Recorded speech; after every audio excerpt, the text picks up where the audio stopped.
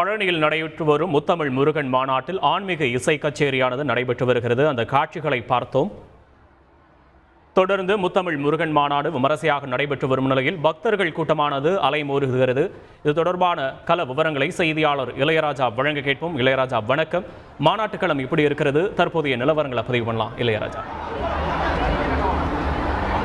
அறுபடை வீடு கொண்ட திருமுருகா, திருமுருகாற்று படைதனிலே வருமுருகா, பாட்டுடை தலைவனாக உன்னை வைத்தேன், உன்னை பாடி தொலைவதே என்னை வைத்தேன் என்பதற்கு ஏற்ப இந்த பழனியில் நடக்கிற அனைத்துலக முத்தமிழ் முருகனின் மாநாடு வெகு சிறப்பாக நடந்து வருகிறது. முதல் நாள் மாநாடு நேற்று முடிஞ்சு, இந்நிலையில் இரண்டாம் நாள் மாநாடு தற்போது நடந்துகிட்டு வருகிறது.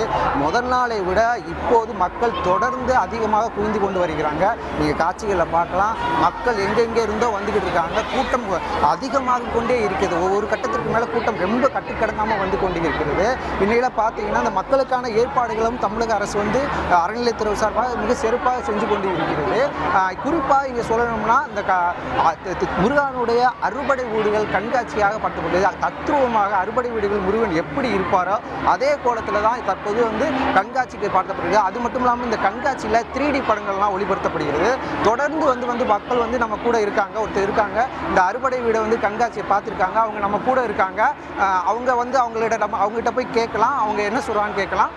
அம்மா, நீங்கள் எங்கேருந்து வரீங்க? இந்த அறுபடை வீடு கண்காட்சி பார்க்குறதுல உங்களுக்கு எப்படி இருக்கும்? பழனியிலேருந்து தான் வரும். ஆக்சுவலாக எப்பயுமே பழனியில் பார்த்தீங்கன்னா தைப்பூசத்துக்கு தான் நல்ல கூட்டமாக இருக்கும். அடுத்து இந்த முத்தமிழ் மாநாட்டில் நிறையா கூட்டத்தை பார்க்குறோம். இவ்வளோ கூட்டத்தை வெளியூர்லேருந்து வெளிநாட்டிலேருந்து வந்தவங்கள பார்க்குறதுல ரொம்ப மகிழ்ச்சியாக இருக்குது. அது இல்லாமல் அறுபடை முருகரையும் ஒரே இடத்துல பார்க்குறது ரொம்ப சந்தோஷமாக இருக்குது. எல்லாமே 3D வடிவில் இருக்கனால பார்க்குறதுல ரொம்ப நல்லா இருக்குது. ஆமாம், நீங்கள் சொல்லுங்கள். இப்போ நீங்கள் இதுக்கு முன்னாடி பழனியில் தான் இருக்கீங்க. பழனியில் தைப்பூசத்தப்போ தான் இவ்வளோ பெரிய கூட்டங்கள்லாம் பார்த்துருக்கீங்க. இப்போ இந்த மாநாட்டில் பார்த்தீங்கன்னா மக்கள் எங்கெங்கேருந்தோ வர்றாங்க. இப்போ பழனி எப்படி இருக்குது? இந்த மாநாடு இந்த பழனிக்கு எவ்வளோ சிறப்புன்னு சொல்லுங்கள். ஆமாங்க, நாங்கள் பழனி லோக்கல்லேருந்து தான் வர்றோங்க. நல்லா நிறையா கூட்டாங்க வருது. இந்த மாதிரி கூட்டம் தைப்பூசத்தை தான் பார்த்துருக்குறோம் நாங்கள்.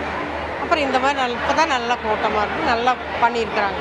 கண்காட்சியெல்லாம் எப்படி ஏற்பாடுகள் தமிழக அரசு பண்ணியிருக்காங்க? உங்களுக்கு எப்படி சௌகரியம் இருக்குங்க. எல்லா சௌகரியம் நல்லா சௌகரியம் பண்ணி கொடுத்துருக்குறாங்க. போலீஸ் எல்லாம் பாதுகாப்போடு நல்லா இருக்குது. கூட்டத்துக்கு நல்லா பார்க்குறாங்க. மக்களுடைய கூட்டம் அடிக்கடி வந்து கொண்டு இருப்பதுனால இப்போ பார்த்தீங்கன்னா இந்த கண்காட்சியை பார்ப்பதற்கு அடுத்த 5 நாட்களுக்கு தமிழக அரசு எக்ஸ்டெண்ட் பண்ணியிருக்காங்க. தொடர்ந்து இந்த கண்காட்சியை இங்கே பார்த்துக்கிருக்காங்க. அது மட்டும் இல்லாமல் கண்காட்சியில் காலை 8 மணியில் தொடங்கி தற்போது இரவு 8 மணி வரை கலை நிகழ்ச்சிகள் தொடர்ந்து நடைபெற்று இருக்கிறது. மாநாடு சிறப்பாக நடைபெற்று இருக்கிறது. பக்தர்களுடைய கருத்துக்களையும் கள நிலவரங்களையும் பதிவு செய்தமைக்கு நன்றி இளையராஜா. செய்திகளை உடனுக்குடன் தெரிந்து கொள்ள உடனே சப்ஸ்கிரைப் பண்ணுங்க.